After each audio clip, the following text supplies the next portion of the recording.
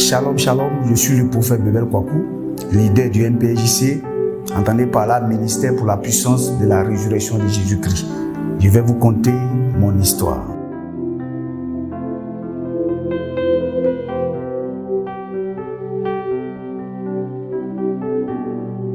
Comme je le disais tantôt, je suis né dans une famille animiste. Mon père était charlatan, ma grand-mère était féticheuse et dès que je suis né, on m'a donné le nom de mon grand-père paternel qui venait de mourir. Et ne sachant pas que je vivais avec l'esprit de mort, effectivement c'était ce qui était dans ma vie. Et comme je portais le nom de mon grand-père, alors toutes les adorations qui se faisaient dans ma famille, il fallait que je sois présent. Et Dieu m'a fait la grâce, je suis allé à l'école. Ma maman a fait 12 enfants, je suis le 6e, donc juste au milieu. Par la grâce de Dieu, nous 12, nous sommes là. Et c'est dans cette mouvance que je suis allé à l'école. Dieu m'a fait la grâce de briller à l'école. Mais à chaque week-end, je dois me retrouver au village pour les adorations.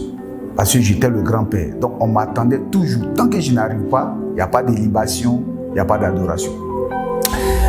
Mais ce que je vais comprendre, c'est que en fait, ma vie était sacrifiée. Puisque chaque adoration, il doit être là. Mais c'était ma vie qui était sacrifiée aux adorations de famille. Et il y a eu plusieurs adorations. On adorait l'eau, on adorait les bois, on adorait... Vraiment, il y avait trop d'adorations. Et toutes ces adorations, il fallait que je sois présent. Donc, j'étais à Boaké, je suis de Boaké.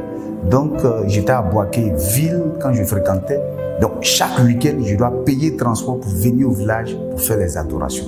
Il faut dire que je suis d'une famille de chefs. Donc, le village nous appartenait. Donc, tout passait par nous. Et dans ça, je brillais à l'école et les esprits de la famille disaient que c'est eux qui me rendaient intelligent. Moi aussi, je croyais, puisque c'était la seule religion que je connaissais, donc je me disais que c'était la vérité. Donc, grandissant dans cette atmosphère, vraiment, ça n'a pas été facile. J'ai brillé à l'école, mais je n'avais pas la paix, je n'étais pas tranquille en moi-même. Et après mon bac, je viens à Abidjan. Pendant mon enfance, j'ai reçu un songe qui m'est resté jusqu'à aujourd'hui. Je ne savais pas. Et on était assemblés, mes parents et moi, mes frères et sœurs. Et puis un monsieur clair vient au milieu de nous. En fait, j'ai dit un monsieur, c'est après que j'ai compris que c'était Jésus-Christ. Il vient au milieu de nous. Et parmi tous mes frères, le monsieur Mendex, il dit, toi, je te choisis. J'étais encore tout petit. Je n'ai rien compris. Jusqu'à ce que le Seigneur me se révèle à moi après. Je reviendrai là-dessus. Donc, pour dire que depuis l'enfance, moi, je ne savais pas que la main de Dieu était sur moi. Vraiment, j'ai vécu tout sortes de vie. Au CM2, je suis allé en vacances chez ma grande sœur à Beauville. Et là-bas, c'est en 89. Voilà. C'est là-bas que je vais rentrer pour la première fois dans une église, CMA. Alors, je rentre chez nous là-bas, en griffe, on dit de coco bétail. C'est-à-dire, tu vas dire ce que tu as fait de mauvais chez les CMA. Donc, j'arrive, je dis tout ce que j'ai fait. Le prédicateur prie pour moi. Je sors de là. Pour moi, je suis converti. Mais quand on sort, on se retrouve au cabaret, on boit ensemble avec le prédicateur. Ça m'a choqué. Donc j'ai dit, bon, donc afin de dire là, c'est comme ça. Donc on peut aller à l'église et puis continuer à boire, continuer à vivre comme on veut. Donc c'est comme ça. Et c'est dans cette mouvance jusqu'à ce que je suis allé à l'église sans être converti. Voilà. Jusqu'à ce que je mène une vie clopant. Je me disais chrétien, mais en réalité, je n'avais rien de chrétien à moi. Il faut dire que pendant toute ma jeunesse, j'étais très alcoolique. Oui. Les boîtes de nuit à Biézi, à l'époque à Yopougon, juste après mon bac, quand j'étais étudiant, il n'y a pas un maquis à Yopougon que moi je n'ai pas fréquenté. Bien sûr. Quand un maquis fait une ouverture, on nous loue pour boire. Parce que quand nous on s'assoit des 19 là à l'aube, si tu veux, tout dépôt là-bas fini, mais nous on n'est pas saoulés. Et je ne comprenais pas. Mes amis me demandent, mais bébé, tu bois comment? Et puis nous on dort, nous on est tombé, toi tu ne tombes pas. Je ne comprenais pas. D'autres me pensaient qu'il y avait un fétiche qui me donnait de boire. Mais en réalité, bien aimés frères et sœurs, c'était l'esprit des eaux qui me faisait ça. Parce que mes parents ont déposé une partie du fleuve Bandama chez nous en famille qu'on adorait. Même ma grande sœur s'est fait appeler Bandama. Aujourd'hui, elle est servante de Dieu, béni soit Dieu. Donc, l'esprit des eaux m'a conduit dans une dimension frère. Quand je rentre dans un magasin, j'ai dansé très bien. Il n'y a pas une danse qui vient à la mode que je ne sais même pas danser. C'est-à-dire, je dors, on m'enseigne comment on danse, beaucoup de choses. Donc, quand on s'assoit, on boit. L'esprit des eaux me conduisait dans l'alcoolisme et surtout dans la débauche sexuelle. Oui, dans la débauche sexuelle. La nuit, je peux me gérer au moins 3 à 4. Et puis, il n'y a rien, c'est géré. Donc, vous voyez, c'était dans cette phase de destruction que j'étais. Pour moi, je vivais, mais je ne vivais pas. Et quand j'étais étudiant, j'étais le seul qui était arrivé un peu loin dans les études. Donc, il suffit que je dise ça à mes parents, l'argent sort. Mais si je demande 200 000 tout à l'heure, ça a sorti. Je demande 500 000, ça sort. Et quand ça vient là, je suis assis au maquis. Et tellement j'étais brillant à l'école, donc j'avais cette manière de les convaincre facilement. J'ai acheté tel document, et on me donne l'argent, et je suis assis au maquis avec mes gars. L'argent est là, et ça coule à flot, la boisson. Bien aimé, j'en ai souffert. Je ne savais pas, pour moi je vivais. Mais en fait, j'étais en train de mourir. Parce qu'une telle vie sans Christ, c'est la mort. Et mon histoire va connaître une tournure, je vais dire vertigineuse, mais glorieuse aussi. En 2001, c'est là que tout va commencer. C'est-à-dire dès 89, où j'ai mis pied à l'église, jusqu'en 2001, si vous comptez bien, vous allez comprendre que je disais que j'étais chrétien, mais on partait à l'église pour voir les vrais goûts. Et quand on sort, on est derrière elle. C'était notre vie. Mais en 2001, on est allé boire à Tengue. Écoutez-moi très bien. C'est là que l'histoire va prendre notre forme. On s'en va boire, c'est un village entier sur l'autoroute du Nord. C'était en Pâques 2001. On arrive, on nous accueille. En ce moment, Dieu m'a fait la grâce, je faisais un stage au port. Et au port, mon stage était payant. Donc j'avais un peu. Donc on est allé boire. Et les gens m'ont présenté, j'avais pris du poids. Les gens m'ont présenté comme un gendarme. Donc au village, quand on dit tu es gendarme, les gens m'envoyaient les filles, non, tu vas les aider. Ça m'envoyait les poulets, les cabris, tout ça. Moi aussi, je jouais le jeu, je me jouais les dangereux gendarmes au village. Il faut voir les petites filles autour. Et on a bu. Et on a tellement bu. Ce jour-là, la première fois, je vais connaître un daïgo, où j'ai été saoulé en fait. Et qu'est-ce que je fais? J'avais envie de me soulager, je me lève, je vais dans un coin pour me soulager. Et c'est après qu'on va me conter l'histoire. C'est-à-dire dans le village, c'est pas partout on urine. Mais moi, ce jour-là, après, je suis allé uriner sur la tête d'un démon. Et dès que j'ai fini de me soulager, d'uriner, j'ai pris une direction. Et la direction que j'avais prise, c'était la brousse, derrière le village. Je ne savais plus où j'allais. J'avais l'impression que quelqu'un me téléguidait, me dirigeait. Je n'étais plus en possession de mes sens, mais quelque chose me téléguidait. Et donc, je suis allé. Et je suis allé à 4 à 5 km du village, dans un champ d'EVA en brousse, et j'ai commencé à dormir. Bien aimé, de 16h, 17h jusqu'à 20 minuit, quand je regardais ma montre. Et je me suis réveillé en sursaut. Et j'ai cru que j'étais à la maison, je voulais appuyer l'interrupteur pour voir la lumière. Mais pendant que j'appuyais j'ai le bois, j'ai touché.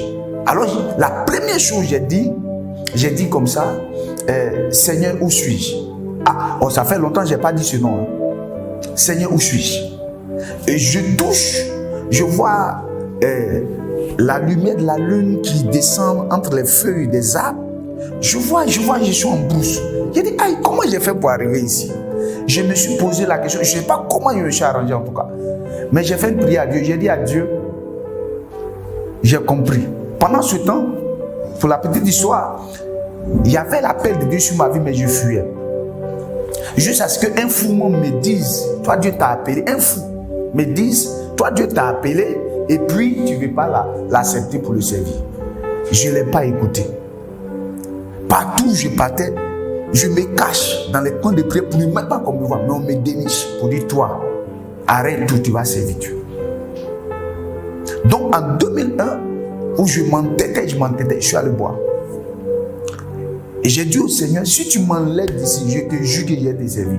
C'est le même propos que je vous répète. Je te jure que j'ai été servi. Donc j'étais en train de jouer petit pour toi avec Dieu. Et Dieu m'a fait la grâce. Quand je suis sorti de là, j'ai pris une voie. Ne sachant pas où aller, je me suis dit, je prends cette direction. Si je tombe sur la route, je regarde, mon argent était là dans mon enveloppe, j'ai compté, tout était au complet, mais j'ai perdu mon portable. Je ne sais pas qui a pris. Donc, je prends une direction. Et je viens un sentier. Et je viens sortir sur un pont. Bien-aimés frères et sœurs, ce jour-là, j'ai vu ma mort en direct. Quand je suis sorti sur le pont, quand j'ai mis mon pied, le pont bougeait. C'est-à-dire l'eau est en bas là-bas, la nuit là. Malgré que l'esprit des eaux me fatiguait, mais je ne sais pas nager et je n'ai jamais aimé l'eau. Donc vous voyez ce contraste. Et j'arrive. J'ai dit à Dieu, là, si tu m'enlèves de là, oh God, j'ai été servi. Je mets mon pied, c'est devenu solide. Je traverse en flèche. Il faut me voir courir sur le pont. Je traverse et je vois une lumière de loin. Et cette lumière, c'était le village à Tengue, là où j'étais quitté. Je sors. Quand les jeunes m'ont vu de loin, bien amis frères et sœurs, ils ont commencé à fuir. J'ai dit, ah, vous fuyez pourquoi? Il dit, non, ce n'est pas possible qu'à telle heure, tu puisses sortir de là. Et ils vont m'expliquer l'histoire du village. Que chaque année en Pâques, il y a quelqu'un qui disparaît. Donc c'est pas 2001, c'est moi qui devais disparaître. Mais Dieu n'a pas dit ça. Et je suis sorti de là. Et mes frères avec qui je suis parti, mes cousins, parce que nous, chaque année, on se retrouvait pour aller fêter au village. Et ce jour-là, c'est chez les Atiers. À Tengue, on allait fêter. Et ils me cherchaient à Abidjan. Pour eux, moi, je suis venu à Abidjan. Ils s'en vont chez moi, je ne suis pas là-bas. Donc, ils ont commencé à faire funérailles. Ils m'ont vu, je leur ai expliqué. On a tous pleuré ensemble. Et puis, allez. Donc, en 2001, je prends la décision de suivre Jésus, de revenir en fait à Jésus et de vraiment ranger ma vie. Mais ça n'a pas été facile. De 89 en 2001, je reprends la voie du Seigneur. Là encore, ça va être très difficile. 2001, je suis dans le Seigneur, mais c'est pas trop ça. L'appel prend forme. J'ai commencé à travailler. L'appel prend forme. Il y a la pression. Arrête tout, il faut me servir. Je négocie. 2001, 2002, 2003, quelque chose va se passer. C'est là que tout va se décider. Et en 2002, j'étais aux Assemblées de Dieu. Oui, en 2002, j'étais aux Assemblées de Dieu de Williamville. Ceux qui me suivent, qui savent, me connaissent là-bas, on m'appelle le frère Pop. Dieu a commencé à m'utiliser d'une façon bizarre en griffe dans le domaine du prophétique, dans le domaine des révélations. Et j'ai été beaucoup persécuté là-bas parce qu'aux Assemblées de Dieu, on ne connaît pas trop ça. Et quelqu'un arrive, on dit j'ai envoyé un feu étranger, quelque chose de nouveau. J'ai été vraiment persécuté. Mais j'ai eu quand même des soutiens des gens qui m'ont soutenu. Le pasteur Kona Emmanuel, le pasteur Kouman, le pasteur Yahi, qui m'ont vraiment épaulé, qui m'ont encadré pour que je sois à ce niveau. Mais ça n'a pas été facile. Et aux Assemblées de Dieu, on était là-bas, jeune appelé à l'époque, on rentrait dans les familles, Dieu faisait des merveilles. Et à chaque fois que Dieu nous utilisait dans le domaine de la révélation, les pasteurs qui ne nous comprenaient pas nous traitaient des gens qui étaient utilisés par un autre esprit. Vraiment, mais d'autres aussi nous défendaient que non, c'est Dieu qui l'utilise. Moi, je n'ai pas eu la chance, pour ceux qui me suivent, je n'ai pas eu la chance de prêcher aux Assemblées de Dieu. Et aux Assemblées de Dieu, vraiment, j'ai eu une bonne base, la parole. On m'a enseigné. Et ce qui fait que je suis devenu, jusqu'aujourd'hui, un amoureux de la parole de Dieu. Je suis prophète, mais j'aime la parole. Tous ceux qui me connaissent savent que je suis un amoureux de la parole. Je prêche la parole et je rentre dans le domaine maintenant du ministère. Moi, je dis, un homme de Dieu, tu dois être complet. Voilà, tu dois être équilibré. Tu ne dois pas choisir la parole ou bien choisir la puissance, mais les deux vont de pair. Vous voyez? Donc, il fallait être équilibré. Donc, j'ai reçu la parole, mais Dieu m'avait déjà, dans son appel, il m'avait déjà accordé la puissance. Donc, la parole que j'ai reçue aux assemblées de Dieu, ça m'a aidé jusqu'aujourd'hui dans mon ministère. Alors, en 2003, c'est là que tout va se faire. Bien-aimé, si Dieu me fait la grâce de vous donner cette histoire, c'est là que, je vais dire, c'est là que tout a commencé. Sinon, ce que je vous ai dit, ça fait partie de l'histoire. Mais l'histoire, le point clé là, qui fait que je suis devenu prophète de Belkwakou là, c'est ce que je vais vous dire maintenant. Alors, en 2003, j'étais embauché dans une boîte. J'attendais mon premier salaire. On m'avait donné mon chèque. Souvent, quand les gens nous regardent, les gens pensent que c'est parce qu'on a échoué qu'on sait Dieu. Non, un homme de Dieu, un pasteur appelé de Dieu, parce qu'on est tellement nombreux aujourd'hui, mais les vrais appelés là, c'est pas parce qu'ils ont échoué, c'est un mandat divin. Ça fait partie de les sacerdotes, c'est un appel. Le son que je vous ai expliqué quand j'étais petit, regardez, c'est quand je me suis donné à Jésus, c'est lorsque l'appel a commencé à prendre forme que le Seigneur me rappelle le son où j'étais petit et puis ce ton blanc est venu dire toi il était choisi. C'est là que j'ai compris qu'en réalité ce n'était pas un blanc, mais c'est Jésus-Christ qui est venu me choisir dans ma famille pour le servir. Et il m'a donné d'autres détails, je ne vais pas rentrer dans ça, c'est mon secret entre lui et moi.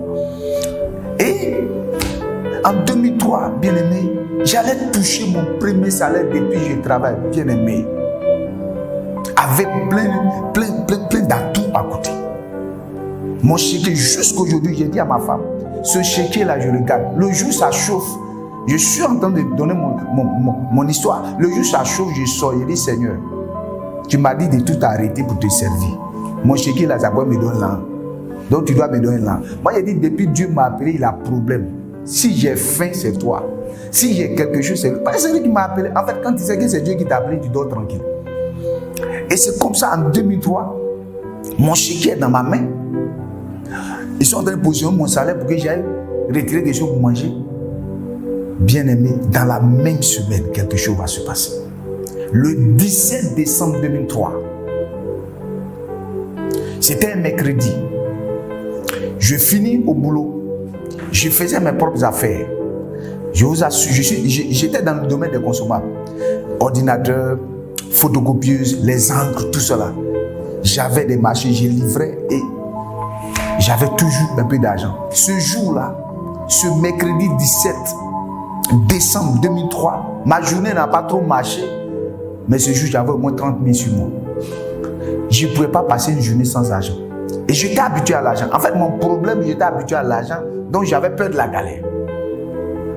Et c'est comme ça, bien mes frères et sœurs, je revenais et je voulais traverser là. Pour ceux qui connaissent bien Williamville Makassi, il y a un carrefour, on appelle carrefour Sodessi. C'était entre Makassi et Sodessi. Je suis descendu là et tenez-vous bien. Et pendant que je travaillais, tellement, c'est-à-dire que j'avais la bougeotte. Je n'aime pas m'asseoir. Je suis pas paresseux de nature. Mon papa était planteur, paix à son âme aujourd'hui. Toutes les plantations de mon père sont là. Et je travaillais, les travaux champêtres là, tu me donnes d'abord, machette. Mon papa était paysan. Donc chaque vacances là, moi j'étais en brousse. Donc, je n'aime pas manger le pain de la paresse. Tous ceux qui me connaissent savent. Et donc, j'ai enseigné aussi dans les écoles privées. J'étais professeur de français, anglais, espagnol. Tout ça pour avoir quelque chose sur moi. Je n'aime pas tendre la main. Et c'est comme ça, à 18h, 15-20 par là, je reviens d'Abobo. Et à l'époque, en 2003, on était dans une période un peu difficile. Donc, il y avait des militaires qui partaient en intervention à Niama. Donc, ils ont pris le sens inverse. Moi, je suis en train de traverser entre Adjamé, la voie Adjamé, Abobo est bouchée. Mais Abobo, Adjamé n'est pas bouché. Donc, eux, comme ils s'en vont en intervention, ils prennent le sens inverse. Moi, je ne savais pas. Le baga me descend. Je pars devant le bara. Il est encore garé pour descendre des gens. Donc moi je suis pressé, je dois aller prendre mes enfants pour les enseigner dans cette école. Et je traverse. Dès que j'étais au milieu, les militaires venaient dans l'autre sens. Sens inverse. Le seul mot ou la seule parole qui est sortie de ma bouche, c'est tirer. Quand j'ai poussé ce cri, je n'ai plus su ce qui s'est passé. T'entends beau. La voiture m'a pris. Ça m'a soulevé, ça m'a envoyé en l'air. Ma tête est descendue sur le pare-brise, c'est-à-dire le carreau de devant. Et puis, ça m'a projeté sur le goudron. Bien aimé, écoutez-moi très bien. J'étais couché sans vie. Parce que pendant que Dieu me demandait de tout arrêter pour le servir, je luttais parce que je pensais à ma famille. J'étais le seul qui était arrivé loin dans les études. Toute ma famille comptait sur moi. Donc quand je leur ai annoncé que je vais arrêter de travailler pour servir Dieu, ça a soulevé un tollé dans la famille. Les gens ont commencé à me menacer. Pas en songe, vis-à-vis. Nous, on a dépensé sur toi, mes parents. On a dépensé sur toi. Aujourd'hui, tu travailles, tu dis, Dieu t'a appelé. Quel Dieu? Depuis quand nous, on connaît Dieu dans nos familles? Nous, voici ce qu'on est. Ils vont me rappeler un peu là où nous, on est quittés. Je leur ai dit, je ne sais pas. Mais je dois arrêter de travailler pour servir Dieu. Et tous les esprits de ma famille vont utiliser mon grand frère, même père, même mère, pour me mettre dans une persécution pas possible. Il était fétiché à l'époque. Et tous les esprits de la famille ont commencé à l'utiliser. Donc des menaces de mort, souvent même des menaces avec machette. J'ai été découpé, mais j'étais serein. Donc, lorsque j'hésitais, et à chaque fois quand je vais quelque part dans un temps de prière, on me dit Dieu t'a appelé, je jouais le jeu avec Dieu en fait. Mais le 17 décembre, là, je n'ai pas pu jouer le jeu.